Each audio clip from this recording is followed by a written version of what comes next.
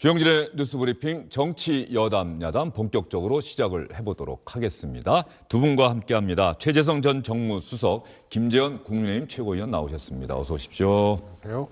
두 분 다 오랜만에 뵙습니다. 베이징 동계올림픽 때문에 주영진의 뉴스브리핑이 결방도 하고 말이죠. 최재성 전 수석이 요즘 현장에서 느끼는 대선 분위기 판세는 어떻습니까? 우선 점점 뜨거워지죠. 네.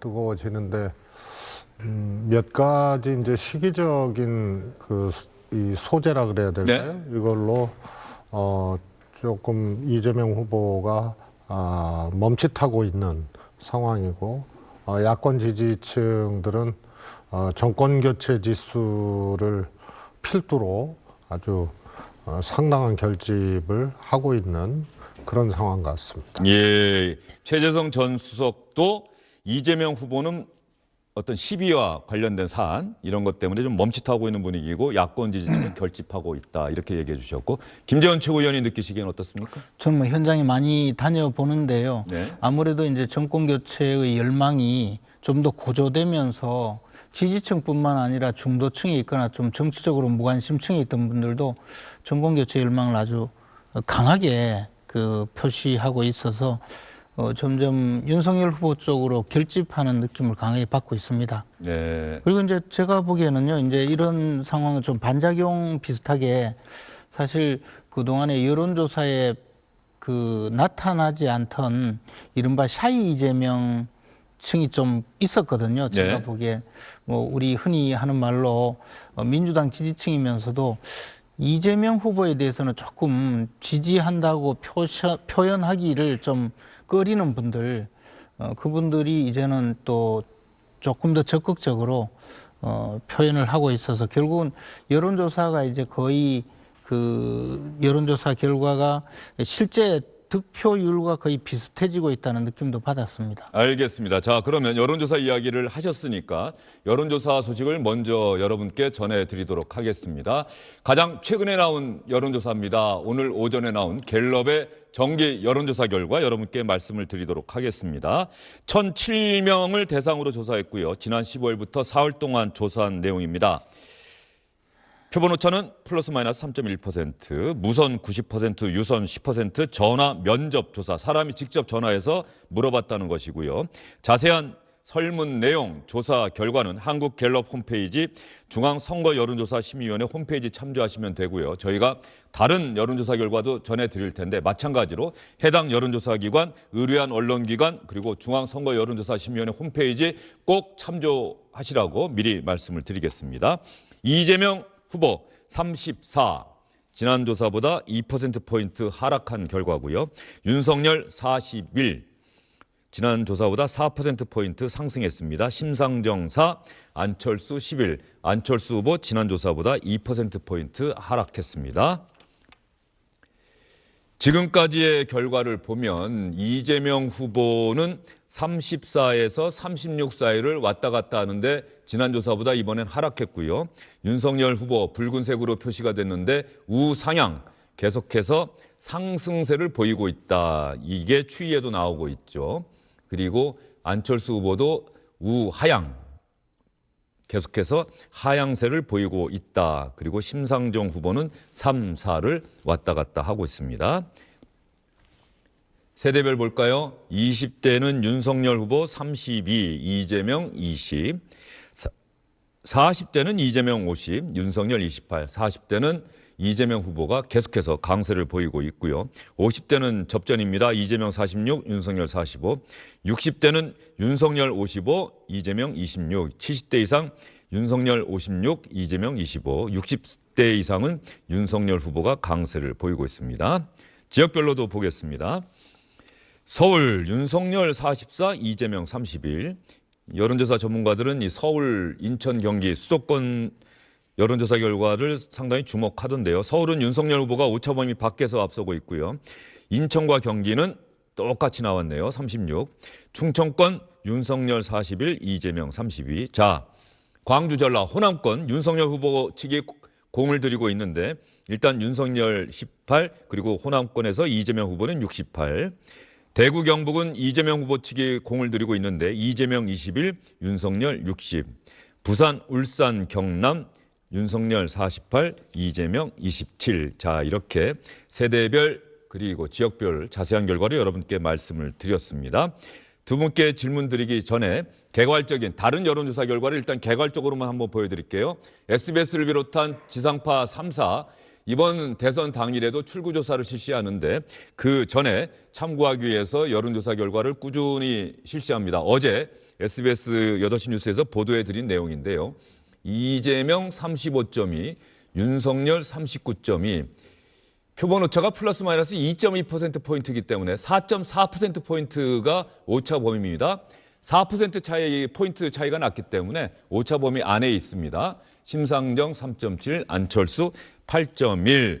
그리고 MBS 네 군데 여론조사 기관이 합동으로 조사하는 거죠. 그래서 민주당에서 그동안 이 MBS 여론조사 결과가 가장 신뢰할 만하다 이렇게 이야기를 했는데요.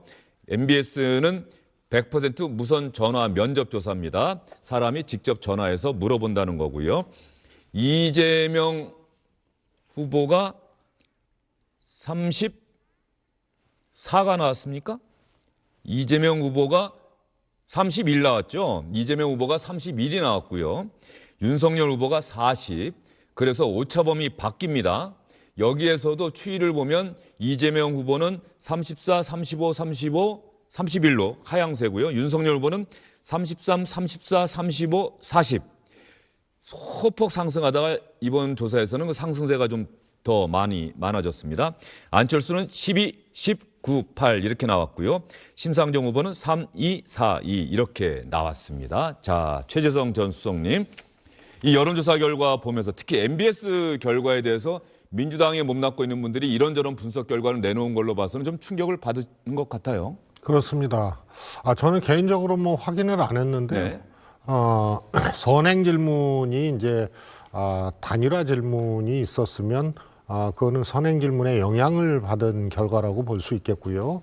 만약에 선행 질문이 야권 단일화 질문이 없었음에도 불구하고 이렇게 나왔다는 거는 굉장히 이례적인 조사 결과로 보여집니다. 통상 야당 윤석열 후보의 경우에는 ARS에 강하고 전화 면접은 이재명 후보가 결과적으로 강한 것으로 그동안 쭉 분석이 되어 왔습니다만 ARS에서는 오히려 이재명 후보가 최근 한 열흘 동안 조금 약진을 했어요. 네. 그런데 전화 면접 조사에서 연이어서 윤석열 후보가 앞서고 있는 그런 결과가 나온 거는 매우 이례적이고요. 그것이 이재명 후보 소위 이제 이 김혜경 여사 문제 또 후보 단일화가 야권에서 안철수 후보의 제안으로 어떻게 보면 이제 초점이 되고 있는 네. 이런 것이 이제 반영된 결과가 아닌가 생각을 합니다. 예.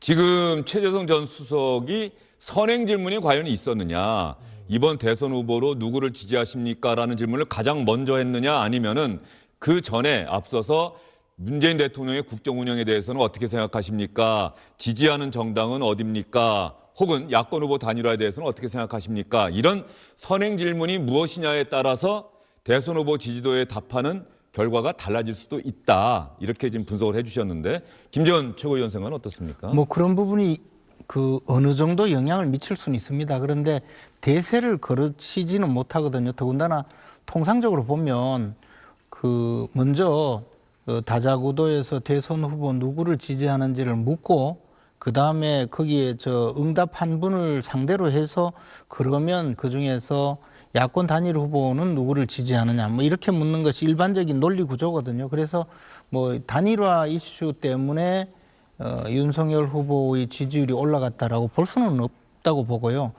다만 이제 ARS 조사에서 지금까지는 윤석열 후보의 지지율이 많이 높았는데 최근에 이재명 후보의 지지율이 조금 약진했다고 말씀하신 것은 아마 그것이 이른바 샤이 이재명, 그리고 우리가 아무리 그래도 어떻게 이재명을 지지한다고 부끄럽게 직접 말로 이야기할 수 있느냐 이런 분들이 좀 민주당 지지자들 중에는 꽤 있었는데 뭐 ARS니까 편하게 이제 자신의 의견을 노출시킨 것 아닌가 뭐 그런 의미로 본다면 그 충분히 뭐 납득할 수 있는 이야기가 되고요.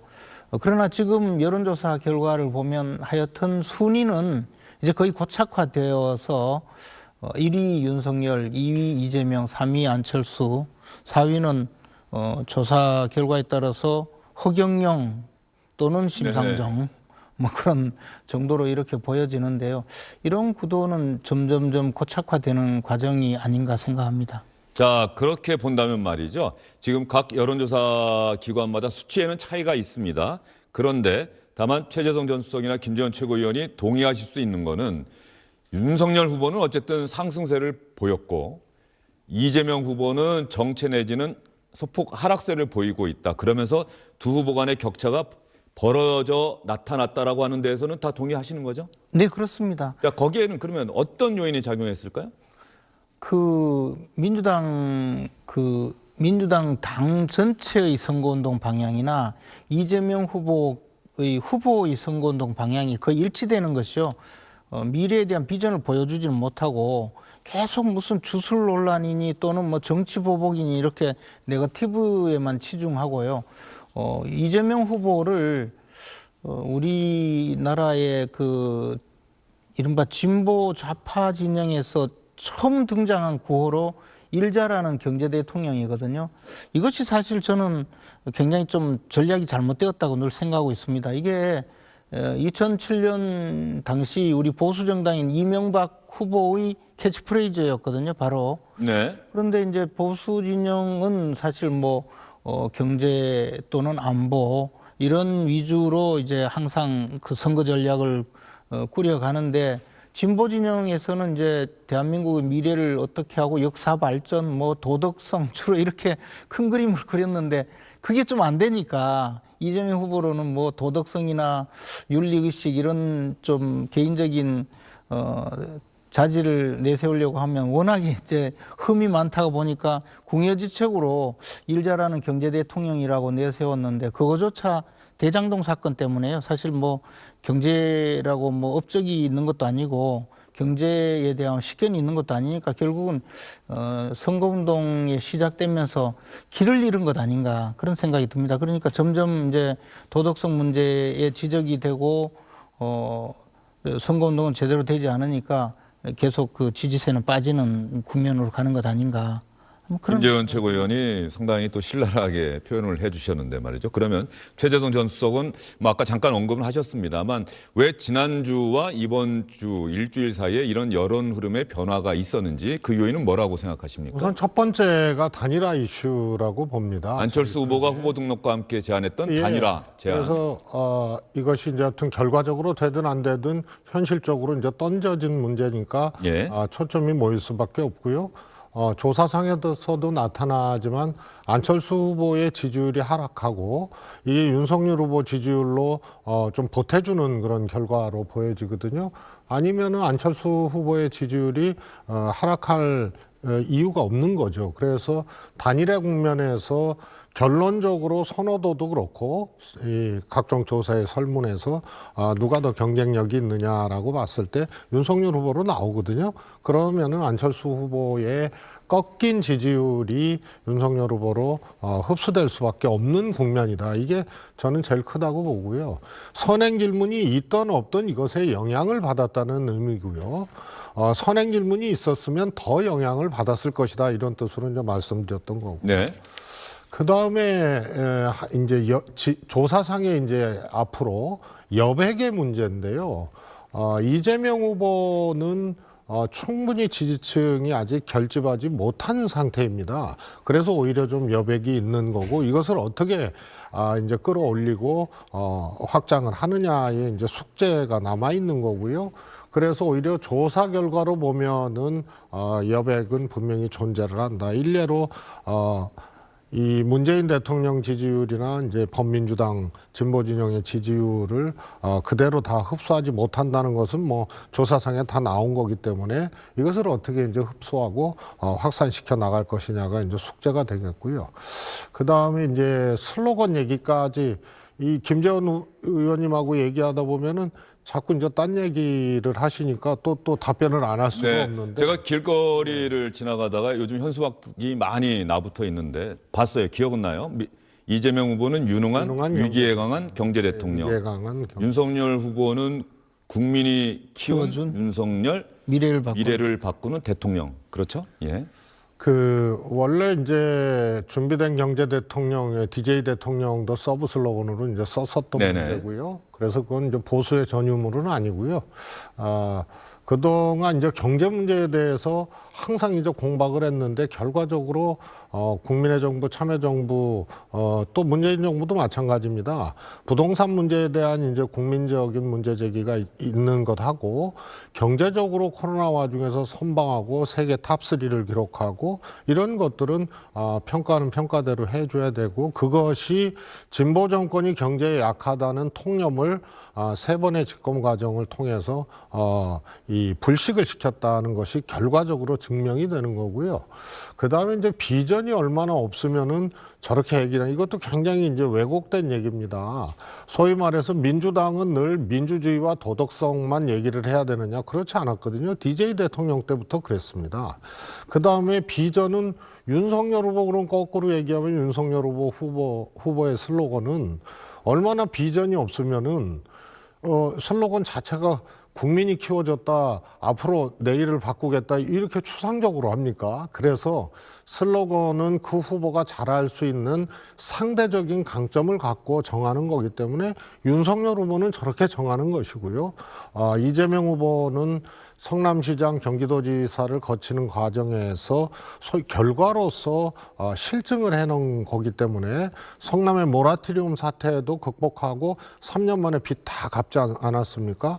그래서 경제나 또 경제를 비롯해서 각 분야의 식견이나 비전에 대해서는 사실 상대적으로 이재명 후보에 대해서 평가를 안 할 수가 없는 건데 거꾸로 비전이 없는 윤석열 후보가 뭘 얘기하는지를 모르겠어요. 내일의 문제에 대해서. 비전이 없는 후보 측에서 슬로건을 가지고 비전을 얘기를 하니까 잠깐 소프트하게 좀 설명을 드렸습니다. 알겠습니다. 오늘 이재명 후보와 윤석열 후보의 현장에서의 유세 발언을 저희가 묶어서 보여드릴 테니까 그때 한번 그 이야기를 들으면서 두 분의 이야기를 듣도록 하겠습니다.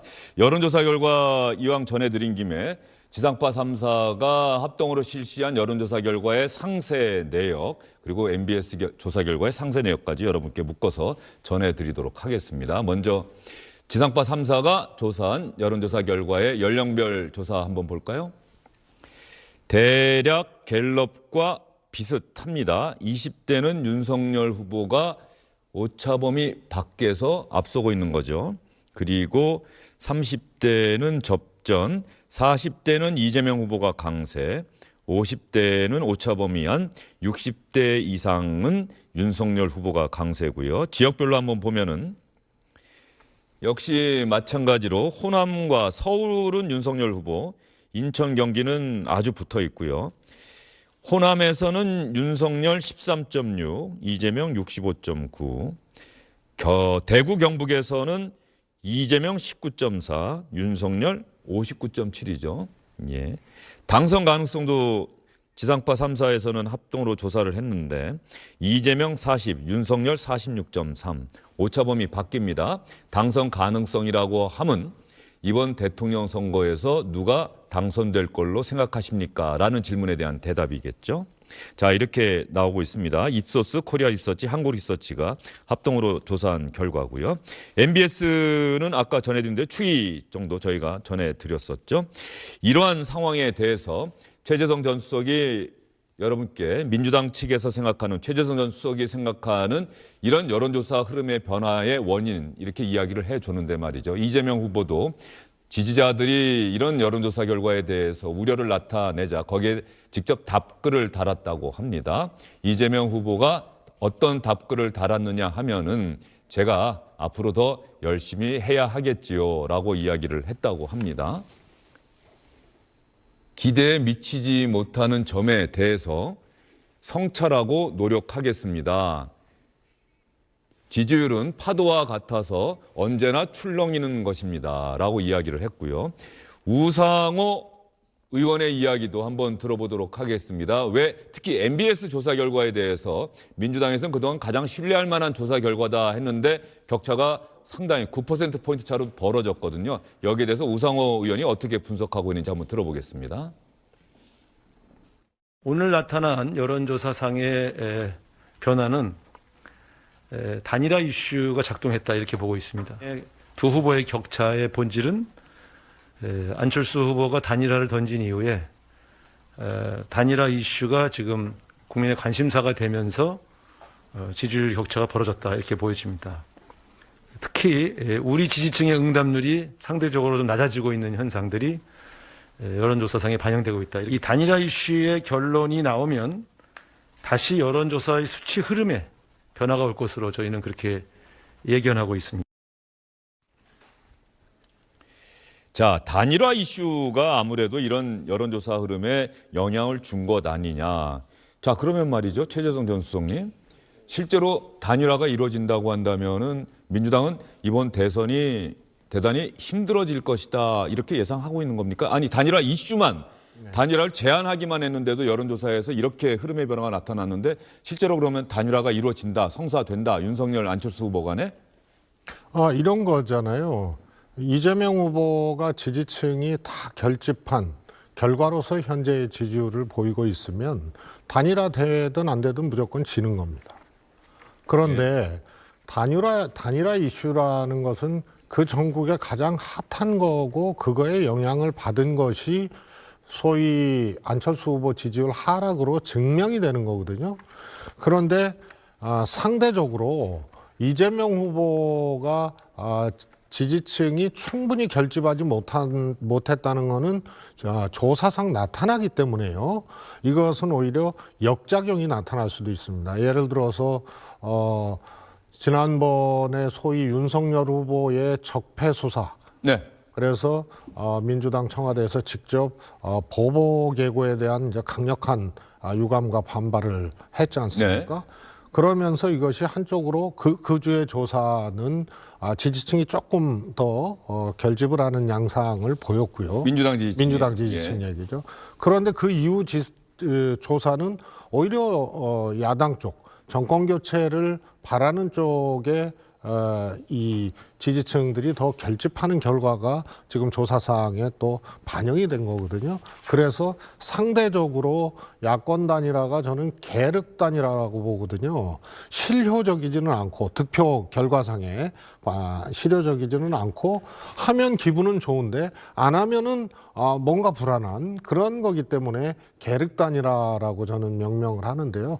단일화가 되면은요 그것에 대한 어떤 반작용이 또 있게 마련입니다. 그리고 그것이 구시대적이고 인위적인 것이기 때문에 사실 국민적 평가가 별로 높지는 않거든요. 그래서 기분은 좋으나 결과적으로 크게 반영되지는 않을 것이다. 그리고 반대적으로 이재명 후보 지지층이나 범여권 지지층이 강력하게 더 결집할 가능성도 존재를 하는 거죠.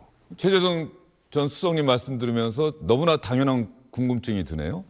그러면 이재명 후보와 송영길 대표는 왜 그렇게 안철수 후보에게 우리랑 단일화하자고 제안을 하는 거죠? 그 단일화에 대해서는 이렇게 평가절하하고 부정적으로 말씀하시면서 이재명 후보가 안철수 후보에게 제안하는 단일화는 상당한 성격의 차이가 있는 겁니다. 이재명 후보가 단일화 제안을 했다는 것을 공식적으로 부인을 했거든요. 그래서 그것은 구체적인 국무총리를 제안했다 이런 부분에 대해서는 저도 모르는데 그런 내용이 있습니까? 하지만 저도 안철수 후보와 함께 하고 싶다라고 하는 의사 표현은 한 것 아니겠습니까? 그거는 이제 단일화라는 것하고는 조금 다른 거죠. 그래서 이제 후보로서 그렇게 일종의 이제 확장력이나 이런 것을 생각을 하고 제안을 했을 수는 있겠지만은 저는 그 가능성도 불투명하고 그리고 온당치 않은 거라고 생각을 합니다. 그러나 이 과정에서 이런 거 있잖아요.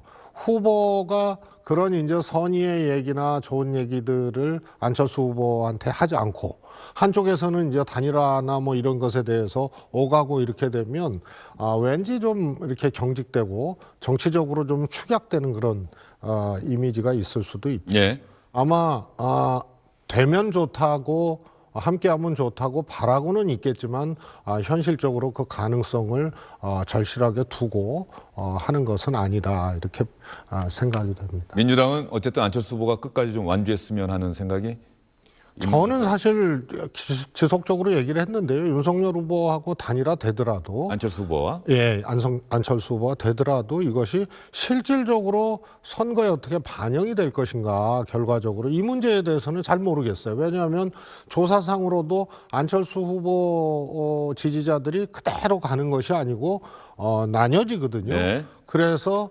아마도 국민의힘에서는 그냥 단판 단일화, 커피 단일화, 차 한 잔 단일화, 10분 단일화를 얘기를 하는 게 예. 경선을 하게 되면 여론조사 방식의 경선을 하게 되면 두 가지 우려가 있는 거예요. 하나는 혹시라도 안철수 후보가 이기게 되는 그걸 이제 역선택의 결과에 반영될 것이다라는 걱정을 하는 그런 게 이제 하나 있고요.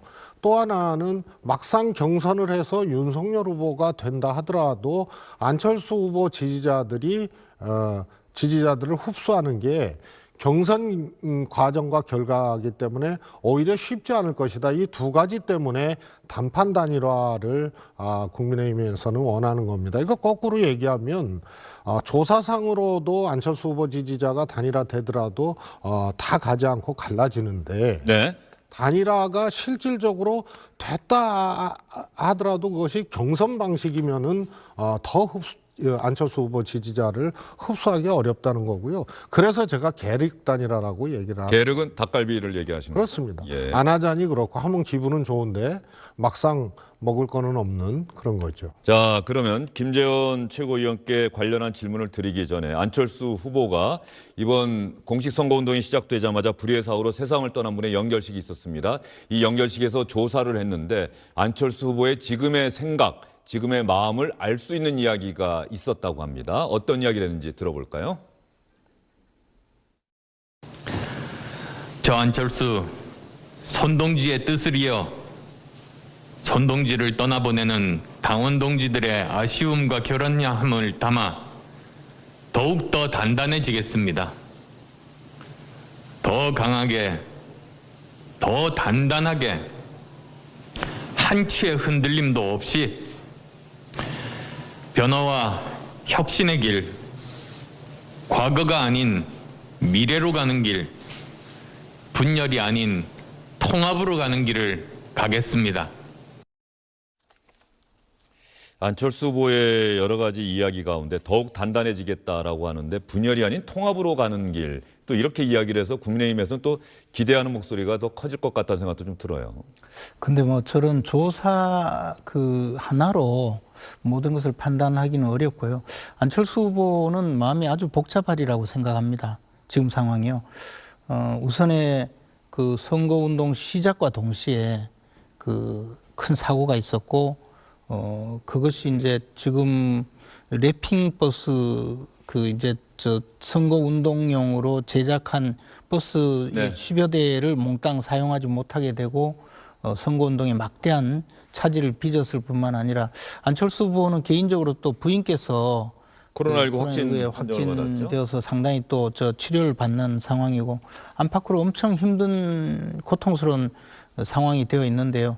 이런 상황에서 아마 정치적으로 어떤 결정을 내려야 될까 개인적으로는 참으로 이제 고민하면서 걱정할 텐데 저 개인적으로는 그래도 안철수 후보가 좀 더 끝까지 완주하겠다 이런 결정을 할 가능성이 훨씬 크다고 봅니다. 그러나 저희들 입장에서는 이제 안철수 후보께서 정권 교체의 주역이 되겠다고 처음부터 말씀하셨고 네. 정권 교체의 주역이 되는 길은 현재의 그 고착화된 여론조사 결과가 그대로 투표에 반영된다면 사실은 정권 교체의 주역이 될 가능성은 없어지거든요. 그러면 차라리 확실한 그 정권 교체의 그 결과를 만들어줄 수 있다고 평가받는 단일화에 좀 더 전향적으로 나서서 안철수 후보께서 생각하시는 대한민국 미래를 윤석열 후보와 함께 만들어가는 그런 큰 결단을 내려주기를 바라고 있는 것이죠. 단일화는 사실 지금 안철수 후보의 마음에 전적으로 맡겨져 있다고 해도 과언이 아니거든요. 이런 상황이고 또 현실적인 생각도 좀 해주시면 그러면 정권 교체에 대한 확실한 담보가 되지 않을까라는 바람이 있습니다.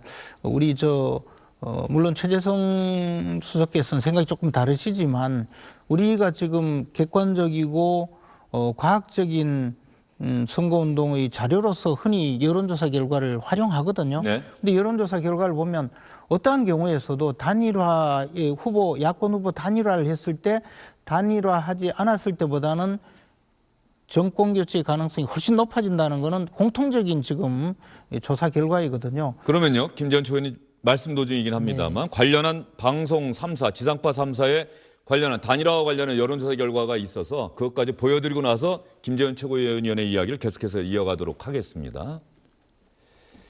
윤석열 후보로 단일화할 경우에는 이재명 36.2, 윤석열 43.1, 안철수 후보로 단일화할 경우에는 이재명 33.1, 안철수 38.5. 자, 야권 후보 단일화 선호도 어느 후보가 야권 후보로 더 좋다고 생각하십니까? 라고 질문했더니 윤석열 42.4, 안철수 45.3이 나왔는데요. 여기에 SBS 기자가 구체적으로 들어가 봤더니 정권 교체 지지층 가운데는 말이죠. 윤석열 69.4, 안철수 26.4가 나왔고요. 그러니까 정권 교체를 지지하는 사람들 가운데는 윤석열 후보가 엄청 많았는데 압도적이었는데 정권 연장 지지층, 즉 이재명 후보를 지지하는 층에서는 윤석열 7.9, 안철수 74.9. 여기에서는 또 안철수 후보가 상당히 압도적이다 이렇게 나왔고요. 더욱 구체적으로 정권 연장 지지층에서 더 구체적으로 들어가서 이재명 후보 지지자의 74.9%가 안철수 후보 선호도에서 안철수 후보를 선택하는 등 여권의 안철수 후보 쏠림 현상이 강했다. 이렇게 어제 지상파 3사의 여론조사 결과 나온 거거든요. 그래서 국민의힘에서는 여론조사 중도층, 여권 지지층까지 다 포함한 여론조사로는 이 단일화 후보를 결정하는 거 우리는 동의할 수 없다. 그래서 그러는 겁니까? 그렇죠. 이제 지금 어제 지상파 3사의 여론조사뿐만 아니라 지금 중앙여론조사심의위원회의 최근 한 몇 달간의 네.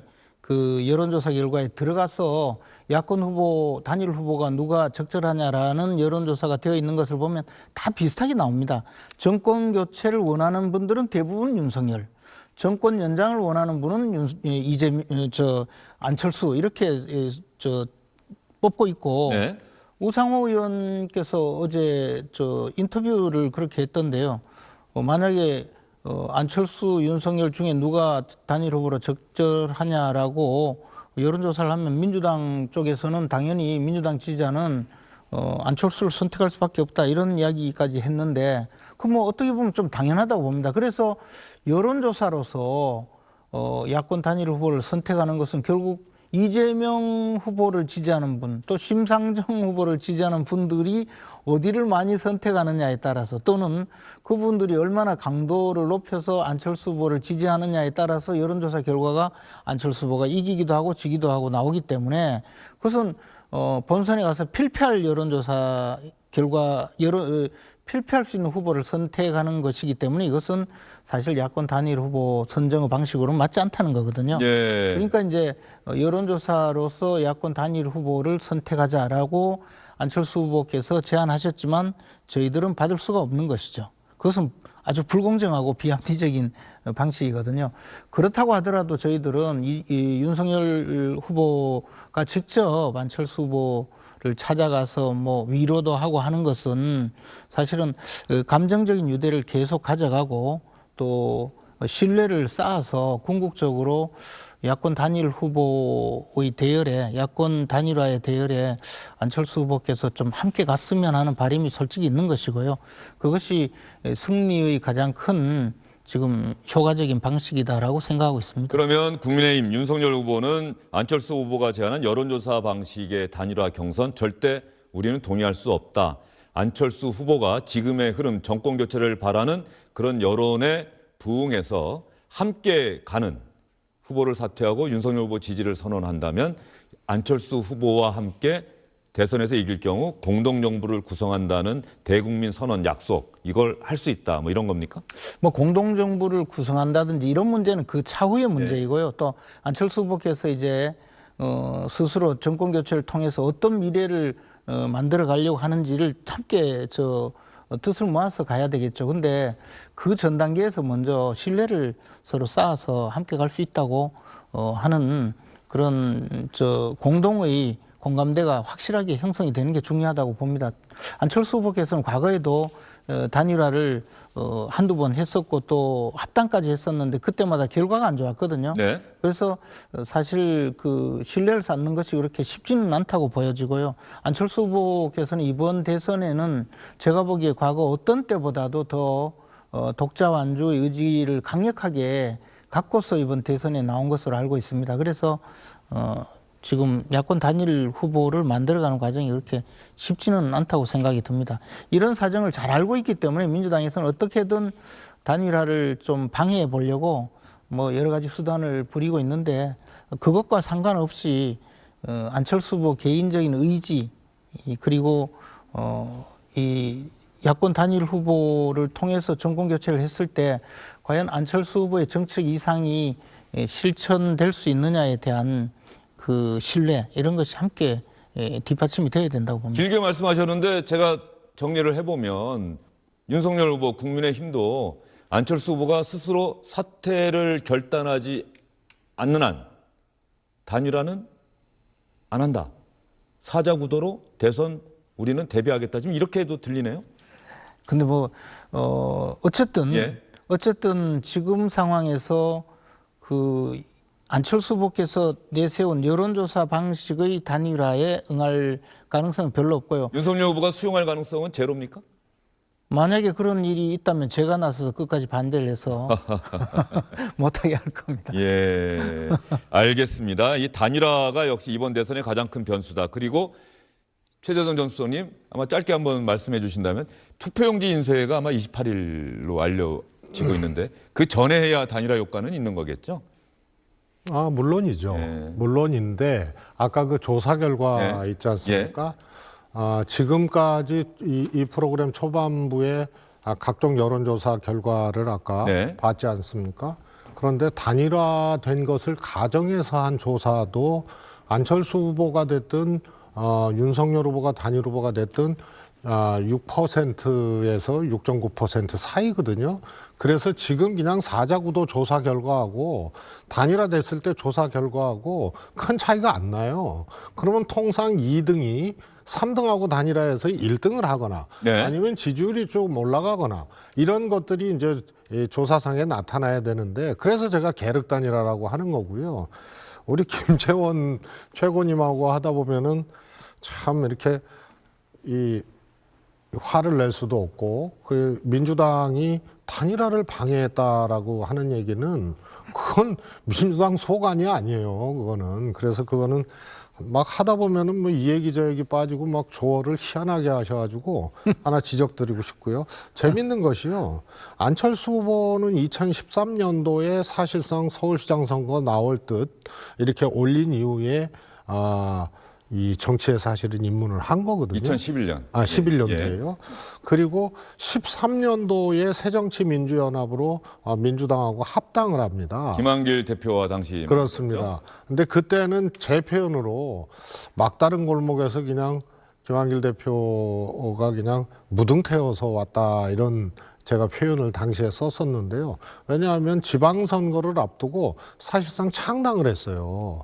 그러니까 후보를 내거나 또 창당한 당시 이제 안철수 후보의 당시 당이 국민적 지지를 확 받거나 이런 것들이 예상 밖으로 안 됐기 때문에 그 다음에 스텝이 꼬여버린 상황이죠. 근데 지금은 그냥 안철수 후보가 완주하느냐 단일화하느냐 요 문제만 있는 거지 뒤에 이제 정치적 부담, 선거 부담이 또 존재하는 건 아니거든요. 창당한 상황이 아니기 때문에. 그래서 그때하고는 조금 상황이 다르다 이 점 말씀드리고 예. 싶고요. 그다음에 윤석열 후보는 절대로 이미 밝혔지만은 이준석 대표 뭐 거듭 반복적으로 밝혔지만 여론조사 방식의 단일화는 수용할 수가 없거든요. 그러면 정치적 방식밖에 남아 있지 않는데 조금 요즘에 윤석열 후보가 지지율이 잘 나오고 하니까 언어도 그렇고 조금 이렇게 뭐라 그럴까요? 적극적이고 좋게 얘기하면 또 정확히 얘기하면 조금 이 오만한 표현들을 많이 쓰거든요. 그래서 이 단일화 자체를 꿇고 안철수 후보가 꿇고 들어오지 않는 한은 굳이 할 필요 없다는 생각까지 가고 있는 것 아닌가. 예. 뭐 김정치 의원님 뭐 짧게 반박하시겠습니까? 뭐 특별히 뭐 알겠습니다. 자, 윤석열, 안철수 두 후보의 단일화 성사되느냐 결과적으로 뭐 간단하게 정리하면 이런 것 같네요. 안철수 후보가 사퇴를 결단하고 윤석열 후보 지지를 선언할 것이냐, 이걸 결단할 것이냐, 혹은 윤석열 후보가 안철수 후보가 제안한 여론조사 방식의 단일화를 수용할 것이냐. 일단 현재로서는 그 두 가지 가능성 가운데 하나가 이루어져야 단일화는 성사가 되지 않겠느냐 이런 생각이 들고요. 자, 여론조사 결과 때 여러분께 말씀드렸습니다만 각 후보들이 상대당이 전통적으로 강한 지지 기반을 갖고 있는 곳으로 생각되고 있던 지역에 공을 들이고 있다. 민주당은 대구 경북 그리고 국민의힘은 호남권에 공을 들이고 있는데 그러다 보니 그 상대 후보들의 그 해당 지역에서의 지지율이 역대 대선 때보다는 더 많이 나오고 있다. 오늘 공교롭게 말이죠. 민주당 이재명, 국민의힘 윤석열 후보가 전통적 지지 기반, 이재명 후보는 호남을, 윤석열 후보는 대구 경북 지역을 찾았습니다. 자, 호남에서 이재명 후보는 어떤 이야기를 했고 대구 경북을 찾은 윤석열 후보는 어떤 이야기를 했는지 차례로 여러분께 전해드리겠습니다. 환호의 박수 부탁드리겠습니다. 국민 여러분께 손 맞잡고 인사드리겠습니다. 경험과 역량은 벼락치기 공부로 갑자기 생기는 것이 아닙니다. 경험해보지 않은 그런 지도자 불안하지 않습니까? 그래서 이 위기의 강을 건너는데 노를 저어본 사공한테 맡기는 것이 강을 더 편하게 건너는 길 아닌가, 여러분께 그 말씀을 드립니다. 바로 이 호남이 민주당의 뿌리이고 민주당이 바로 대한민국 변화, 혁신, 진보, 개혁의 중심 아니겠습니까? 맞습니다. 인권과 평등이 그리고 평화가 보장되는 우리 김대중 대통령이 꿈꿨던 세상, 제가 반드시 완성하겠습니다. 여러분 우리 거시기 해불죠? 제가 거시기 하면 해불자 한번 해주세요. 거시기 해보자. 거시기 해보자. 거시기 해보자. 감사합니다. 민주당을 이번 대선에서 강력히 심판해야 되지 않겠습니까? 3억 5천만 원 들고 들어가서 1조 원을 들고 나오는 저 대장동 부패 세력의 몸통을 대통령 후보로 선출하는 저런 돌연변이 정당에 대해서 우리 경북이께서 일치 단결해서 강력한 심판을 해 주십시오. 여러분께서 저를 지지해 주시고 이 자리에 세워주신 이유가 무엇이겠습니까?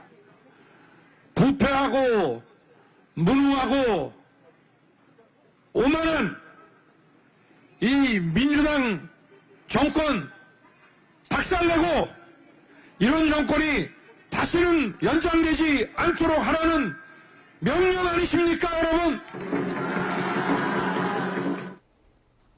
자, 공교롭게 오늘 두 후보 모두 전통적인 지지 기반을 찾아가서 표심을 더욱 굳히는 그런 데 힘을 쏟는 모습을 보였는데 말이죠. 대구 경북 지역 어쨌든 이재명 후보가 안동이 고향이다 보니 역대 민주당 계열 정당의 후보들보다는 상대적으로 좀 더 많은 여론조사 지지율이 나오고 있는 것 아니냐. 그거는 인정하시는 거죠? 근데 예. 그 생각하고 달리 예. 최근 여론조사에서 대구 경북에서 이재명 후보의 지지율이 과거 다른 후보의 지지율보다 눈에 띄게 늘어난다고 보여지진 않습니다. 아, 그렇습니까? 또 분위기도 그렇게 제가 조금 이상하리만큼 그렇게 뭐 대구 경북에서 이재명 후보가 고향이 안동이라서 훨씬 뭐 후보 지지가 붐을 일으킨다든지 이런 느낌을 받지 못하고 있거든요. 그래서 그런 것은 아마 정권 교체의 열망이 대구 경북에서 워낙 강하기 때문이 아닌가 저는 뭐 그런 생각이 듭니다. 예. 지금 말씀하신 대로 지난 대선 때 2017년 대선 때 문재인 대통령이 대구와 경북에서 비슷하게 나왔네요. 그렇습니다. 21.76% 정도인데. 역대 예, 지금 여론조사 보니까는 예. 이재명 후보가 대구 경북에서 21 뭐 이 정도 나오고 있네요. 그래서 이제 과거보다 한 10% 더 올라갔다면 30%를 지금 목표로 하고 있다는 얘기가 들려요. 그렇게 되면 이제 느껴지는데요. 우리가 이제 뭐 국회의원 선거든 지방선거든 또는 대선이든 민주당이 그 대구 경북 지역에서 여소에서 한 30% 득표하는 예는 그렇게 어렵지 않게 보였거든요. 그런데 지금 그 여론조사라든가 현장 분위기는 이재명 후보께서 경북 출신이라고 해서 특별히 그에 대해서 조금 과거 민주당 후보와 다른 대접을 받는다고 느껴지지 않을 만큼 큰 차이가 없는 것 같습니다. 예. 그러면 호남에서 윤석열 후보, 이준석 대표는 25에서 다시 30 막 상향 조정하겠다고 또 이야기를 하고 있는데 윤석열 후보의 호남에서의 지지율 뭐 상승하고 있는 건 맞습니까? 지난 대선 때 2012년 대선 때 박근혜 당시 후보가 10% 정도를 얻었던데 말이죠. 지금 여론조사에서는 10%보다 좀 더 많이 나오는 경우가 꽤 있어요. 조사상으로는 분명히 호남에서 과거보다는 선전을 하고 있다 이렇게 보여지고요. 그 말씀드렸다시피 대전제가 이재명 후보가 소위 말해서 이제 박스권에 갇혔다는 표현을 상당 기간 이렇게 들어온 이유는 이제 문재인 대통령 지지율하고 많이 비교를 하거든요. 그래서 그 갭이 있어요. 그래서 지지층이 충분히 결집하지 못하고 있다는 것이 대전제고 그 속에서 민주당의 전통적인 지지 지역인 호남도 조사상으로는 많이 나오고 있습니다만은 못 미치고 있다 이렇게 보여지고요. 그것이 이제 반영된 거라고 보고요. 네. 아까 그 문재인 대통령의 득표율하고 대구 경북에서 지금 이재명 후보의 지지율하고 말씀을 하시는데요. 사실 조사상의 대구 경북의 특색이 이렇습니다. 쭉 한번 찾아보시면 대선 결과 이전에 여론조사상으로는 민주당이 늘 10%, 총선 같은 건 좀 달라요. 총선은 후보에 따라서 좀 달라서 민주당 후보가 뭐 이길 것 같이 하다가도 이 실질 결과는 떨어지고 그러는데 대선 같은 경우는 조사상의 지표보다 결과가 대구 경북 지역에는 조금 더 많이 나옵니다. 그리고 아시다시피 지난번에는 국정농단 촛불 이후에 조기 대선으로 문재인 후보의 득표력이 이제 상당했던 그런 상황이고요. 호남은 거꾸로 과거 대선 직전의 조사를 보면은요 투표 결과보다 조금 나옵니다. 민주당이 네. 조사가. 네. 그리고 막상 이제 개표함을 열어 보면은 이제 조사보다는 훨씬 더 결과가 많이 나오는 것이 과거 이제 나타났던 그런 결과죠. 그런 점을 보면 TK의 특성과 호남의 지지율과 실제 득표력이 사실은 거꾸로 해석을 하면 비교적 많이 이 정확한 과거 전례로 봤을 때 정확하다고 봅니다. 네, 알겠습니다. 이번에 윤석열 후보가 호남에서 이재명 후보가 대구 경북 지역에서 어느 정도의 득표율을 기록할 것이냐 이것이 대선 결과에 직접적인 영향을 미칠 것이다. 많은 분들이 거기에 동의하고 있는 것 같습니다. 대선 공식 선거운동이 시작되면서 유력 정당 후보들의 말도 점점 거칠어지고 있는 모습입니다. 항상 이렇게 대선을 치를 때가 되면은 네거티브, 부정적인 상대방을 비방하는 발언 하지 않겠습니다.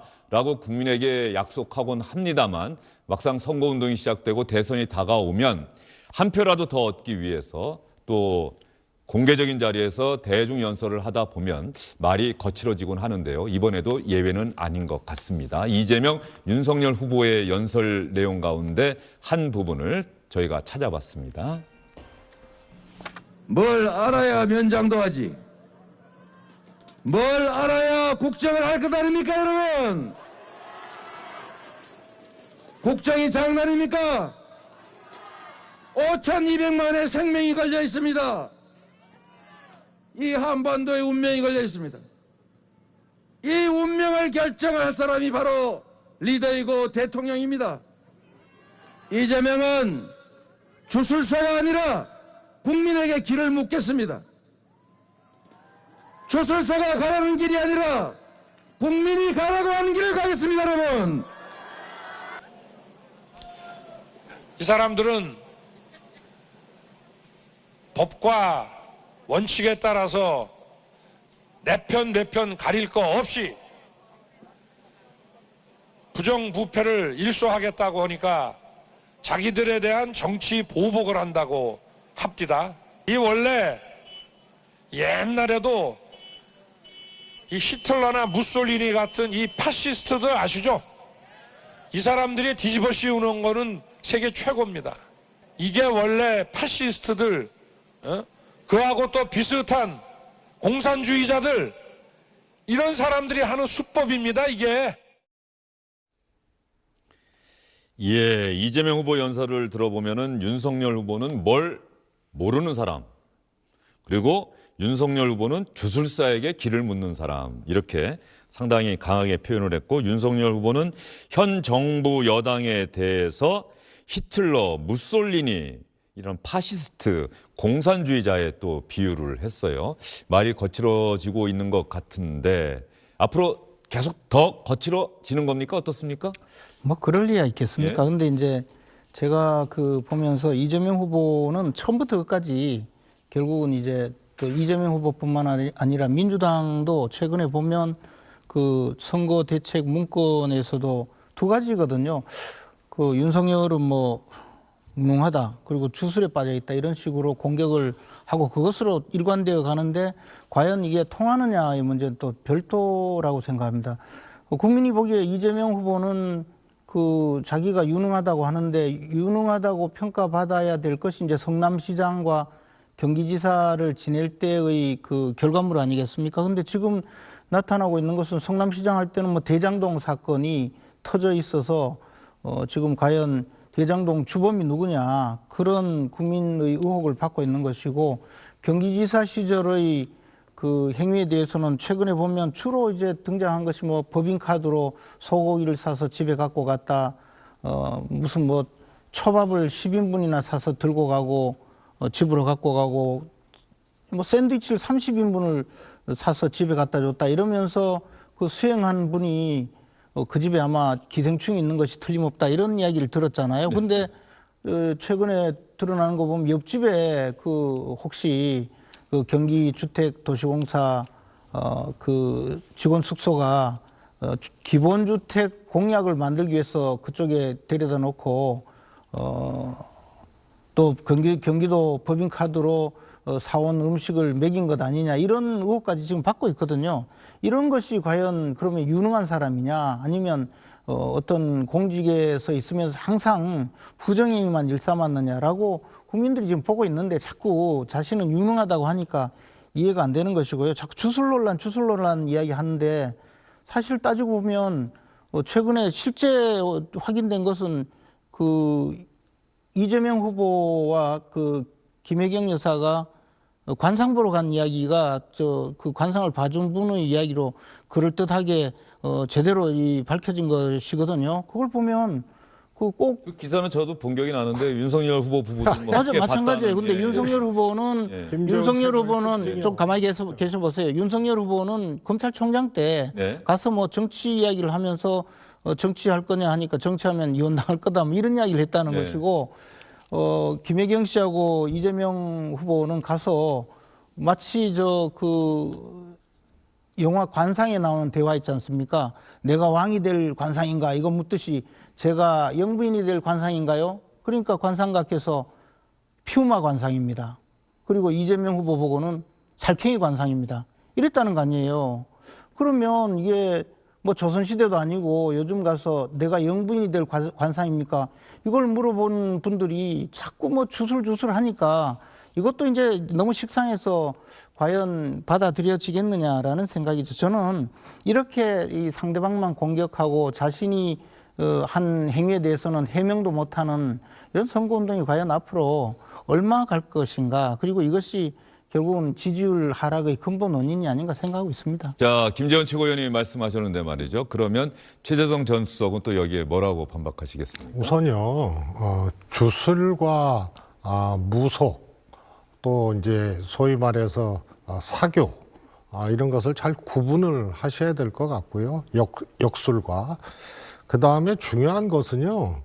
뭐 김재원 의원님이 사주를 보든 뭐 구술하든 그것과 그것의 정치적 영향이나 판단의 영향을 받은 흔적들이 있는 것은 완전히 다른 거거든요. 그래서 일반 국민들이 뭐 전보거나 개인이 뭐 어디 가서 관상 보고 이런 거 하고 소위 건진법사와 같은 사람이 정치적 영향력을 행사하거나 혹은 윤석열 검사의 검사 직무를 수행하는 과정에 영향을 미쳤던 여러 가지 흔적들 있지 않습니까? 뭐가 있습니까? 왜 없어요? 그것도 뭐 뒤집어 씌우기만 하고. 왜 뒤집어 씌우기입니까? 아무 근거도 없이 그런 이야기 하지 마세요. 그거보다 그래. 많이 내가 나왔죠. 영분이 될 관상인가? 거기도 이거 좀 물어보는 가만히 게 있어보세요. 이게 요즘 시대에 그래 내가 영분이 될 건진법사가 실질적으로 지배하고 있는 일광사의 연민복지재단이 어떻게 말도 안 되는 이야기 하지 설립됐는지 마세요. 아시잖아요. 그리고 건진법사의 딸이 그 이현동 전 국세청장이 수사검사 아이고 그만 대지도 않는 이야기 그만하세요. 중앙지검장 그 윤석열이 분리기소하면서 원세훈은 9년 받고 여기는 무죄 받은 사건 아니에요? 분리기소가 그리고 뭔지 그 알고 시점에 그러세요? 피의자 이현동이 연민복지재단을 진건이 지배하는 재단을 만들잖아요. 전문가들한테 분리기소가 뭔지 좀 알아보고 이야기하세요. 그리고 요즘 세상에 그래. 그리고 내가 윤석열 영부인이 될 관상입니까? 이거 물어보는 사람이 제가 어디 얘기를 있습니까? 하고 있잖아요. 그래서 김재원 의원님이 관상 본 걸 가지고 건진과 같은 사람이 영향력을 미치고 윤석열 후보는 뭐 캠프에서 봤다고 그러는데 완전 거짓말 아니에요. 예? 김건희 씨하고 무슨 이야기 하는지 이제 이해가 안 가요. 이해하지 마세요. 이해를 안 하려고 그냥 하는 거죠. 확실한 거는 그거예요. 이런 흔적들에 대해서 걱정을 하는 거죠. 어떻게 국정을 이끌겠다는 사람이 소가죽 벗겨놓고 죄를 올리고 거기에 김건희, 윤석열 등이나 걸고 말이에요. 문재인 대통령 등도 있었어요. 이거 보세요. 저도요. 지역구에서는 제가 원치 않아도 등을 거는 경우들이 있죠. 그래서 그게 보통 대통령, 국회의원, 지역 지자체장인 것은 허락받지 않고도 거는 경우가 있는데요. 아니 검사의 등을 그것도 부부 등을 거는 게 어디 있어요? 이시종 지사는 부부 등 걸렸습니까? 김건희 씨처럼? 자, 알겠습니다. 그걸 저한테 물으세요. 그래서 두 분이- 그거는 아니, 건진법사하고 잠시만요. 특수한 관계라는 반증인데 그걸 어떻게 무슨 문재인 반증이에요? 대통령이 이제 그렇다고 잠시만요. 반증이야. 이제 두 분 얘기는 여기서 이제 끊도록 하겠습니다. 두 분이 흉마 관상이네요, 오늘도 흉마 변함없이 두 분은 주영진 앵커의 존재를 또 잊으셨어요. 그리고 대선이 다가올수록 후보들의 말만 거칠어지는 게 아니라 두 분의 말도 두 분이 사실 대단히 개인적으로는 친밀하시죠? 안 친하십니까? 뭐 그럴 기회는 없어서. 예, 알겠습니다. 어쨌든 간에 그렇다고 나쁜 관계는 아닌데 말씀하시다 보니까 두 분의 또 토론도 상당히 격해졌는데 이쯤에서 두 분의 말은 정리를 하도록 하고요. 그러면 하나하나의 사안을 더 여쭙도록 하겠습니다. 조금 전에 윤석열 후보가 파시스트의 현 정부 여당을 비유하지 않았습니까? 지난번에 현 정부의 적폐 있으면 수사하겠다라고 하는 이 말에 대해서 문재인 대통령이 강한 분노를 표시를 했었는데 어제 이 파시스트 발언에 대해서 청와대가 또 반응을 내놓았습니다. 물론 민주당에서도 반응이 나왔고요. 청와대가 어떤 이야기를 했느냐고 한다면 한번 볼까요? 윤석열 후보가 선을 넘어도 너무 넘었다. 문 대통령이 파시스트 공산주의자라면 대한민국은 무엇이고 대한민국 국민은 누구란 말인가. 아무리 선거라지만 대통령을 끌어들이지 말라 이렇게 이야기를 했습니다. 신천지, 주술사, 현재 민주당에서 이렇게 윤석열 후보를 겨냥한 공세를 강화하고 있는데 이른바 정치보복 또 파시스트 발언에 대해서도 공세를 펴고 있어요. 이 정치보복에 대해서 이재명 후보도 선거 유세를 통해서 윤석열 후보를 강하게 비판을 했습니다. 나는 정치보복하지 않겠다라고 이야기를 했는데 이재명 후보 얘기 한번 들어볼까요? 우리 김대중 대통령께서 평생 핍박당하고 고통받으면서도 보복하지 않았습니다. 그런데 국가의 최고 지도자가 되겠다는 사람이 대놓고 정치 보복하겠다고 합니까? 지금도 이러는데 실제로 권한을 가지면 어떤 일이 벌어지겠습니까, 여러분? 검찰 왕국이 열리고 왕으로서 검사들이 국민을 지배하는 시대가 곧 올지도 모릅니다, 여러분. 자, 이재명 후보도 이렇게 정치 보복 이 발언해서 물론 윤석열 후보가 정치 보복이라고 하는 용어를 쓴 적이 없죠. 민주당에서 적폐를 수사하겠다라고 하는 것은 현 정부를 적폐로 규정한 것이고 이것은 정치보복하겠다라고 하는 이야기고 그래서 이재명 후보가 나는 정치보복하지 않겠습니다. 김대중 전 대통령도 그랬습니다. 그랬던 것처럼 저는 하지 않겠습니다.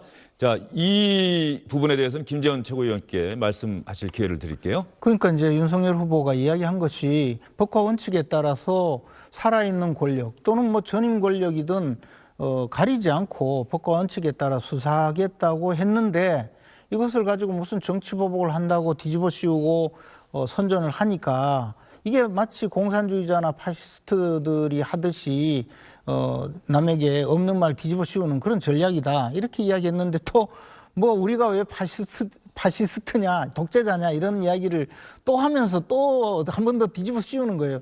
청와대가 저런 식으로 그 대통령 후보 야당의 대통령 후보의 선거운동에 직접 개입해서 선거에 계속적으로 개입하고 선거에 영향을 주려는 행위는 사실은 엄밀하게 말하면 선거법 위반입니다. 저는 당연하죠. 네. 특히 공무원들이 선거에 개입하는 행위라고 보여질 수밖에 없기 때문에 굉장히 신중을 기해야 합니다. 그런데 마치 청와대가 무슨 선거의 한 그 축을 이루고 선거에 직접 개입해서 선거운동하듯이 저런 이야기하는 것은 엄청나게 잘못된 일이라고 봅니다. 분명히 윤석열 후보의 발언은 내가 법과 원칙에 따라 수사하겠다고 했는 것을 정치보복한다고 뒤집어 씌운다. 이런 행위는 꼭 공산주의자나 파시스트들이 하는 그런 정치 선전 아니냐. 이것은 잘못되었다라고 이야기한 거잖아요.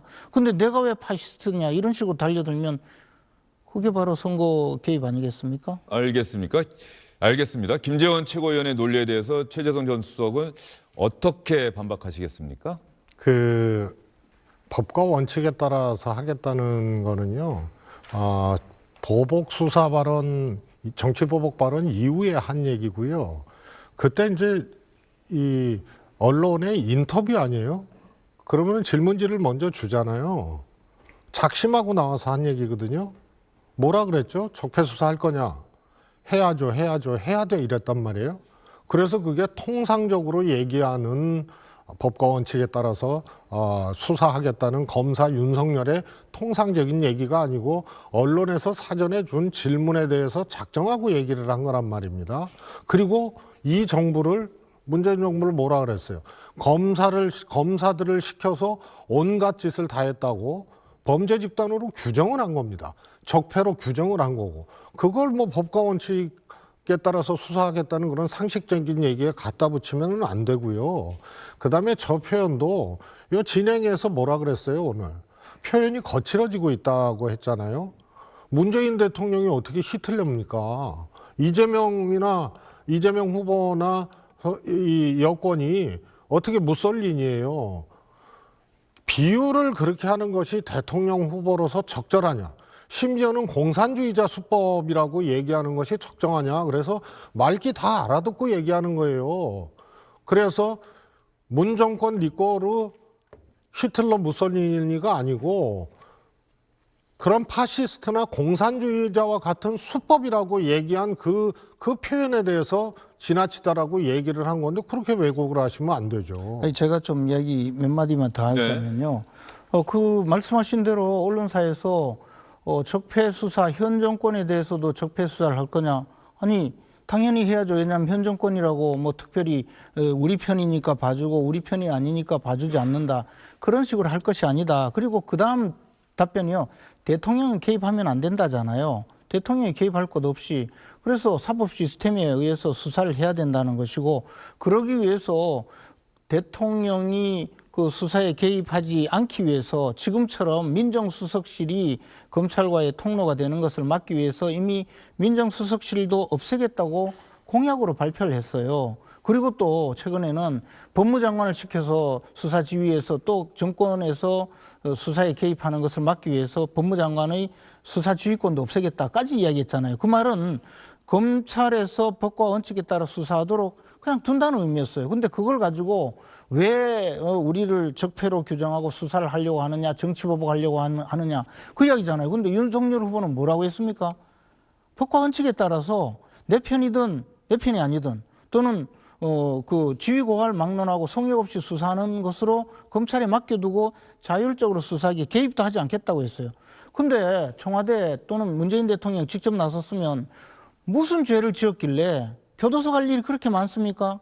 아니, 개입하지 않겠다잖아요. 그리고 제가 있으면 수사해서 처벌받으면 되고. 근데 지금 수사하겠다고 직접 이야기한 것도 아니고 수사 개시한 것도 아닌데 대통령이 나서서 엄청 국민에게 그냥 좋지 않은 목소리로 국민에게 참 그 국민이 들으면 좀 뭔가 거북하거나 두려운 그런 언사를 써가면서 마구 공격을 하고 야당 대선 후보에 대해서 공격을 하는 이런 일이 과연 있을 수 있느냐는 거죠. 더 나아가서 지금 말씀하셨는데 아니 지금 그렇게 해서 윤석열 후보는 아니 법과 원칙에 따라 수사하겠다는데 뭐가 그리 잘못되었느냐 이렇게 이야기하는 것이 공산주의자들이나 파시스트들처럼 없는 말 뒤집어 씌우고 없는 선전하는 거다. 그렇게 이야기하니까 또 언제 문재인 대통령을 파시스트라고 했습니까? 그거 아니잖아요. 근데 또 그렇게 이야기하시잖아요.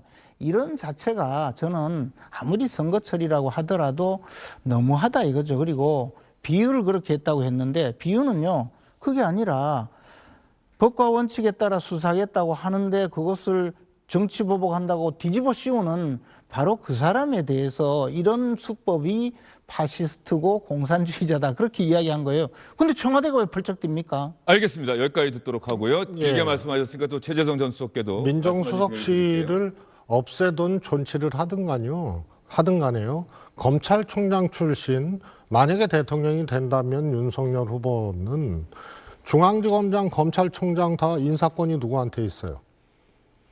대통령이 직접 하겠다는 얘기예요. 그때 그 언론사 인터뷰에서 그 다음 질문 보셨죠? 윤석열 후보의 최측근 한동훈 검사장에 대해서 중용할 거냐? 내가 중용하지 않아도 워낙 경쟁력이 있기 때문에 중용이 될 거다. 중앙일보에는 A 검사장으로 표시했죠. 예, 한동훈 검사장으로 뭐 후속 보도들이 나오고 뭐 연관 보도들이 나왔으니까요. 그러면은요, 제가 보기에는 이거는 검찰 직접 통제, 또 통제할 필요도 없을 정도로 검찰주의자 윤석열은 검찰 장악에 대해서는 뭐 걱정할 필요가 없는 거예요. 게다가 검찰 개혁을 과거로 퇴행시키고 파괴시키겠다는 얘기를 했거든요. 법무부 장관의 수사지휘권, 그것은 권위주의 정권 때도 있었던 거 아닙니까? 그런데 이것을 없앤다는 얘기는 완전히 검찰 왕국 만들겠다는 얘기고요. 또 하나는 공수처가 가지고 있는 고위공직자 수사 권한을, 지금 검찰은 6대 범죄만 있잖아요. 이것을 고위공직자도 수사할 수 있게 되돌려주겠다라고 얘기를 했어요. 그런데 경찰도 해라 이렇게 또 옆에서 경찰도 끌어들였다고요. 검경도. 그러나 기소권은 검찰에 있죠. 따라서 수사권 조정과 검찰을 개혁해야 된다는 그 국민적 요구 이런 것이 어느 정도 성과를 이뤘는데요. 이것을 다시 공수처를 파괴시키고 검찰 중심으로 수사 기소권을 가져가겠다는 것을 이야기를 한 거죠. 그리고 한동훈 검사장에 대해서 중용하겠다는 것을 그냥 놔둬도 중용될 사람이라고 얘기를 해요.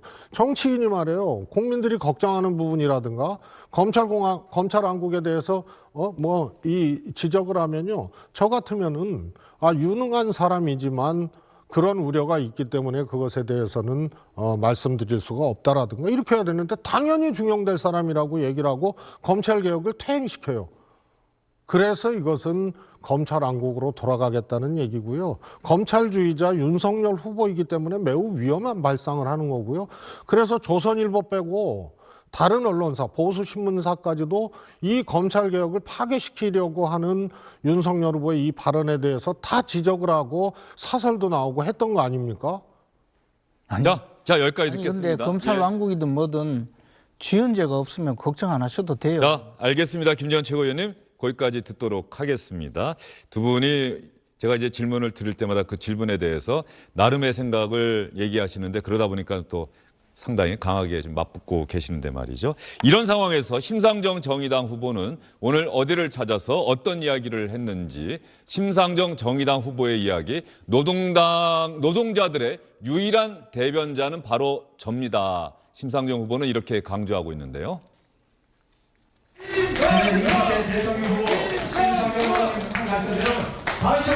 15년 양당 체제가 만든 대표적인 결과가 청년 소외 문제하고 지역 소멸 문제입니다. 그래서 저는 차기 대통령이 누가 되더라도 국가균형 발전은 제1의 과제가 되어야 됩니다. 그렇게 생각합니다. 큰 당 후보들도 불러내리십시오. 한 분은 경상북도에 자주 내려오시는데 포항은 들리질 않고, 또 한 분은 여기는 당연히 대표다 해서 안 오시고 그러시는 것 같아요. 특히 어려운 문제들이 있을 때, 정치권에서 피해갈 때 그 어려움 마다 않고 제일 앞장서는 게 저와 정의당이라는 점 꼭 기억해 주셨어야 합니다. 예, 심상정 후보의 이야기까지 들어보셨습니다. 자, 이렇게 대선전이 시작이 되고 후보들 전국을 누비고 있는데 말이죠. 오늘 아까 영상 보시다가 혹시 두 분 느끼셨는지 모르겠어요. 이재명 후보는 마스크를 쓰고 연설을 하고 있고 윤석열 후보는 마스크를 벗고 연설을 하고 있어요. 아마 이 부분에 대해서 이제 민주당 측에서는 이거 방역수칙 위반 아니냐, 모범을 보여야 되는 것 아니냐, 이렇게 이야기를 하고 있는 것 같은데, 이재명 후보가 안 그래도 관련해서 그 이야기를 하나 했더라고요. 연설 도중에. 마스크를 쓰고 하느냐, 마스크를 벗고 이야기하느냐, 이재명 후보가 뭐라고 윤석열 후보에 대해서 이야기하는지 한번 들어보겠습니다. 자꾸 누구처럼 마스크 벗고 싶은데 그러면 안 되겠죠. 바늘도둑이 소도둑 된다는 말도 있고, 지도자의 리더의 자질과 품성에 관한 문제, 나부터 지킨다, 솔선수범, 이게 중요하지 않습니까, 여러분? 자, 관련해서 방역당국의 브리핑 때 기자들의 질문이 나왔어요. 안 그래도 너무 두 후보가 대비가 되니까 방역당국에서 어떻게 설명했는지 한번 볼까요? 대선 후보 현장 유세에서 일부 정치인이 마스크를 착용하지 않는다. 사실일 경우 방역수칙 위반이 맞습니까? 만약에 마스크를 다수가 밀집된 가운데 착용하지 않는다면 지방자치단체에서 해당 조치를 할 수 있을 것으로 보입니다. 대선 유세 관련해서 현재 야외에서는 2m 거리 두기가 가능한 경우 마스크 착용이 의무가 아니라고 하는데 맞습니까? 과태료 부과 기준에 대해 질병관리청에서 시행규칙을 내려보내고 있습니다. 2m 거리가 가능한 경우 마스크 착용이 실외에서는 의무가 아닌 것으로 알고 있습니다. 이렇게 설명을 했어요. 자, 이 부분에 대해서는 두 분의 생각은 또 어떻습니까? 최재성 전 수석님. 뭐 저는 그 윤석열 후보가 뭐 평생 누구 눈치 안 보고 그냥 그렇게 어떻게 보면 이제 특권의 그늘에서 살았던 사람인지 몰라도 구두발 마스크 이 두 가지가 주는 그 상징이 있거든요. 구두발 올려놨다고 뭐 체포되고 구속되지는 않아요. 그러나 그게 일반 국민들도 그거 생각을 해보세요. 다리에 경련 나면 구두를 벗어야지. 경련 났다고 구두 신고 올려놓는 법이 어디 있어요. 해명도 거짓말이고 황당할 뿐더러 마스크도 그냥 쓰는 거죠. 그런데 굳이 저렇게 벗고 할 이유가 뭐가 있습니까? 네, 김재원 최고위원님은. 근데 이제 야외에서의 경우에 마스크를 써도 쓰지 않아도 된다는 방역 수칙은 충분히 저희들이 고려를 해서 네. 지금 저렇게 하고 있는 2m는 아마 그 후보의 유세하는 현장과 앞으로 앞에 2m, 청중과는 2m 거리가 더 넘는 그렇습니다. 그래서 더군다나 뭐 10m 이상 띄워놓고 하는 것이고요. 그 이재명 후보가 저것을 보고 바늘도둑이 소도둑된다라는 이야기를 하던데 사실 우리가 그 바늘도둑이 소도둑된다고 이야기를 계속하고 있는 것은 경기도 그 법인카드 가지고 소고기 조금 집에 갖고 가면 뭐 그리 대단하냐, 초밥 좀 집에 갖고 가면 뭐 그리 대단하냐 이런 이야기 할 때 바늘도둑이 소도둑된다고 저 정도 가지고 시작을 해서 나라 살림 맡으면 나라 살림 거덜낼 것 아니냐 이런 이야기를 했는데 저거 가지고 마스크를 저 방역 수칙에 맞게 좀 벗었다고 해서 바늘도둑이 소독된다고 이야기하는 것에 대해서는 저는 이해가 가지 않습니다. 그래서 트집 잡으려고 하다가 보니까 별걸 다 생트집을 잡는구나 그런 생각을 했습니다. 제가 관련해서 아까 방역당국의 브리핑이 있었고요. 조동찬 SBS 의학전문기자에게도 카톡으로 질문 한번 해봤어요. 유세장에서 마스크를 쓰지 않고 연설하는 게 가능한가라고 했더니 조동찬 기자의 답변은 유세장을 방송이라고 보면 괜찮습니다. 이렇게 지금 저희가 방송할 때 마스크를 쓰지 않고 지금 방송을 하고 있는 것과 마찬가지로 관련 규정이 있습니까 했더니 관련 규정에 대해서 과태료 부과 예외 상황에 얼굴을 보여야 하는 공연, 방송 출연 뭐 이렇게 또 돼 있더라고요. 이렇게 또 조동찬 기자는 해석하고 있다는 점 여러분께 말씀을 드리도록 근데 이 문제는요. 예. 사실 해석에 따르면 각자 네. 이 해석을 할 거 아닙니까? 그거는 딱 정해놨어요. 공연자와 방송. 네. 근데 유세는 방송에서 뭐 생중계하는 경우도 있고 뭐 찍기도 하는 경우도 있고 그렇지만 그거를 딱 방송이라고 딱 단정해서 보면은 김재원 의원님 말씀이 맞는 거예요. 그러나 다중이 운집한 그 무대 위에도 사람이 있어요. 무대 밑에도 연설장 밑에도 사람이 있고 다중이 운집한 곳으로 보면은 마스크를 써야 되는데요. 그거를 해석해서 굳이 이 마스크를 벗어야 되는 문제입니까? 이렇게 얘기하면은 그거는 과태료 낼 수가 있어요. 그러나 연희자, 공연자 내지는 방송자가 아닌 곳으로 보면 과태료 부과할 수 있고요. 공연자 내지는 연희자로 보면은 방송으로 보면은 부과 안 할 수도 있어요. 그런데 유세라는 것은 누가 봐도 다중이 운집한 건데 거기서 지도자 되겠다는 사람이 굳이 그것을 불편하다고 벗고 한다는 행위 자체가 그게 납득이 안 가는 거죠. 여기까지 듣도록 하겠습니다. 김재원 최고위원님. 아니 뭐 마음대로 얘기하셔도 저는 뭐 그냥 뭐 다 옳다고 생각하는데요. 그 식당 안에서 담배 피운 거 가지고 지적하니까 그때는 금연 계도기관이었다고 그때는 뭐 처벌받을 그 대상은 아니라고 주장하던데요. 아니 처벌받으면 전과 사범이 5범 될 거 아닙니까? 처벌받는 문제가 아니잖아요. 근데 저 문제는 저희들은 나름대로 방역 수칙 위반이냐 아니냐 충분히 확인하고 지금 후보가 그래도 어디 갔을 때 또 많이 모인 청중을 위해서 방역 수칙을 충분히 지켜가면서 그 얼굴을 좀 보여주는 것이 오히려 낫겠다 생각을 해서 하는 것인데 그걸 가지고 뭐 알겠습니다. 두 분과의 말씀은 여기까지 듣도록 하겠습니다. 오늘도 거침없는 토론 잘 들었습니다. 수고 많으셨어요.